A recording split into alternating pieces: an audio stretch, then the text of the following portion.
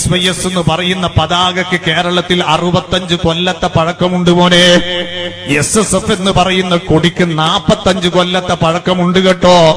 നിങ്ങൾ ആരോ തെറ്റിദ്ധരിപ്പിച്ചതാണ്, അത് നാട് ഫസാദാക്കാൻ ഇന്നലെ ഉണ്ടായതാണ് എന്നല്ല.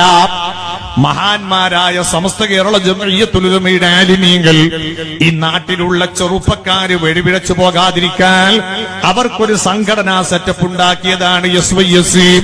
നാട്ടിലുള്ള വിദ്യാർത്ഥികൾ വെടിപിഴച്ചു പോകാതിരിക്കാൻ അവർക്കൊരു സംഘടനാ സെറ്റപ്പ് ഉണ്ടാക്കിയതാണ് SSF. നമ്മുടെ ഈ ചെറിയ കൊച്ചുമക്കളില്ലേ, അവർ ലലാലിയത്തിലേക്ക് പോകാൻ പാടില്ല, അതിനുവേണ്ടി ഉണ്ടാക്കിയതാണ് SBS.